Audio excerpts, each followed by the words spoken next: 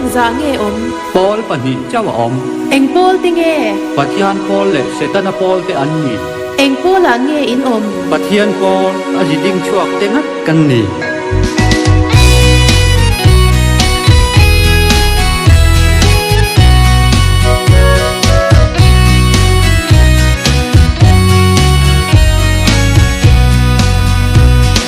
Pathiana ta Paul chuak zong zong tu ma pa ne nan thleng lo wang ni zong lal pa pola kan ding re nge kho velin min lo chin ma se lal pa chuan min rol velo Amen hallelujah hallelujah hallelujah amen Hallelujah amen hallelujah hallelujah amen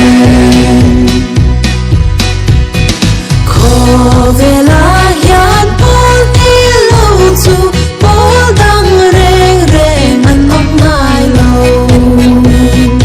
Tu Pathian Paul le Setan Paul an ni Cây ni dòng Pathian Paul ami azi ding chuak te kan ni Amen Hallelujah amen Hallelujah Hallelujah amen hallelujah amen Hallelujah hallelujah amen Christian cross a zon hua la ti sen tai ta lâu chuan Pathian Paul đi ta ca lu thấy ngài lâu cây ni dòng cha tuan hol thang ram Pathian Paul te kan ni Amen Hallelujah amen Hallelujah Hallelujah amen Hallelujah Hallelujah amen Nishin du dana ka chinte Setan le Paul te anni Amen Cây ni dòng nishin du dan ram chat zelin Kan lang nhạc nung chu duy zelin Lal pa tan kan ding chua ke Amen Hallelujah amen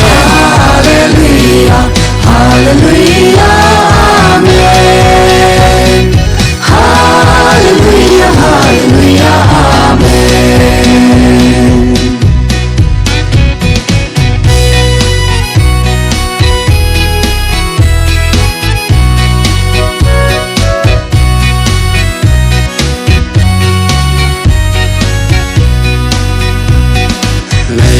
lung ta na tu hiat tham lo mi di riam le en dong te po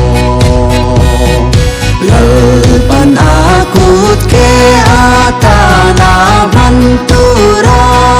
Min thang mai hi kan van nei le lal pa chu ro pui ro se Amen Hallelujah amen Hallelujah Hallelujah amen Hallelujah Hallelujah amen Million ni te chei big om lo ngal pa chen na zai lo na chua Pathian Paul di ta te chu kan leng za e kho velin bin dau chin ma se a chung ma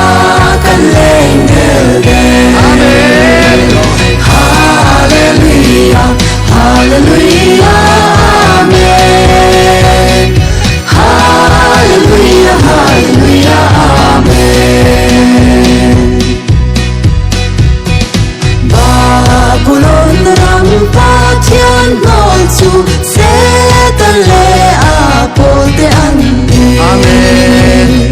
Thara bol lo tin reng tom kho